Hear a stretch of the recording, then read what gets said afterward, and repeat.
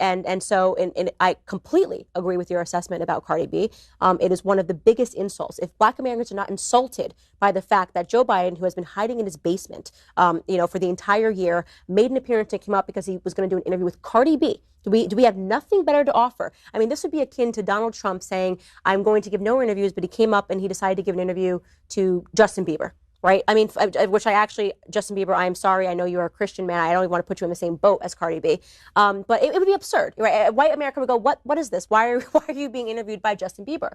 And it's because you're pandering. Right. You're pandering. You look at Cardi B's Instagram, you see she has millions of followers, and you think, OK, this is an illiterate person. And if I appeal to this illiterate person and she does, like she literally did in the middle of this interview, and they think she's cool, she's hip just by sitting here and taking this interview, Black people will vote for me. It's basically saying, Black people, you are stupid, you are dumb, and you're so foolish. I mean, do you think, what if she just said in the middle of the interview, Joe Biden, can you name one Cardi B album? That was Candace Owens being absolutely salty over the fact that Cardi B is far more politically and culturally relevant than she will likely ever be. If you don't know who Candace Owens is, and I envy you so deeply, she is a prominent Black conservative commentator and writer who's largely famous, maybe not exclusively, but largely because she serves as a token voice to basically excuse racism from Republicans. She might dispute that fact, but her role, how she has made a career, is to basically defend intolerance on the right and exaggerate all sorts of manners of things about the left, and to basically say that the real supporters of racial equality are Donald Trump and the Republicans. And here she takes aim at Cardi B, calling her illiterate, which is obviously a very, mean thing to say, and says that, Joe Biden was simply pandering when he interviewed Cardi B, when he did that interview with Vogue with Cardi B. But I don't think that's the case. And I think a lot of people, white people, but also some Black conservatives now, apparently, totally misunderstand who Cardi B is and what she knows and what she represents simply because of, class-based and race-based stereotype assumptions. What she looks like, what she wears, how she does her nails, her accent, things like that. People assume that Cardi B is stupid. People assume that she's quote-unquote illiterate. But there's lots of reasons Joe Biden would like to speak to Cardi B. Certainly, as Candace Owens notes, she has a massive Instagram profile, Twitter profile. She just has millions of people that follow her, many of whom aren't directly connected to Joe Biden's network. And yeah, in a sense, there's a direct and obvious connection there. He's trying to reach new people. But that's not because Cardi B is stupid that she's allowing this to happen and she's being taken advantage of. Cardi B understands this. She's trying to get people to vote, and she's trying to get people to vote for the better of two options in this election. There's lots of other reasons, as Candace Owens tries to imply, this is a desperate attempt to pander to Black people.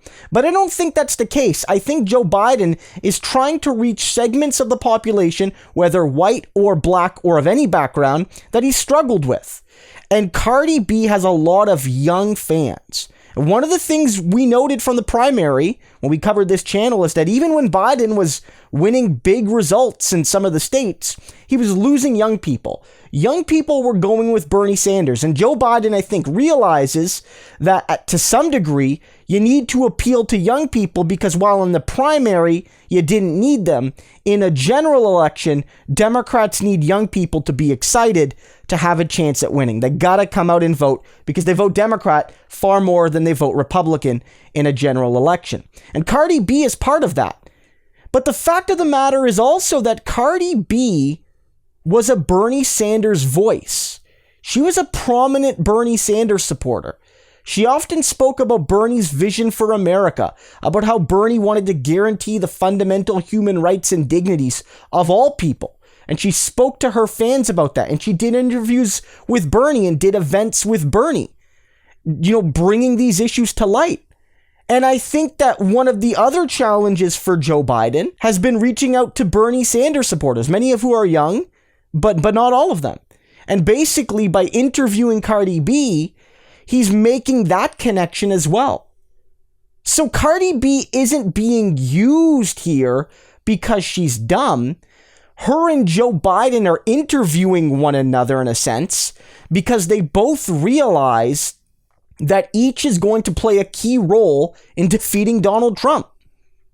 And I think that shows that Joe Biden has respect for Cardi B. Now, when Candace Owens basically says, oh, I bet you he couldn't even name one Cardi B album. And she's probably right.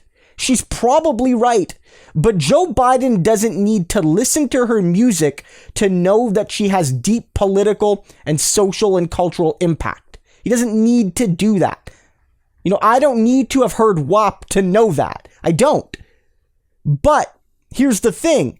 Cardi B absolutely ended this, which, you know, was started by Candace Owens basically calling her stupid and illiterate and taken advantage of when she said the following. She says, yes, you are right. I have the #1 song and I have a huge platform and I can make millions to go vote to get the man that used you.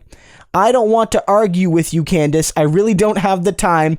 Honestly, I just feel sorry for you. My God, that's savage. Just the I feel sorry for you. I don't even have time.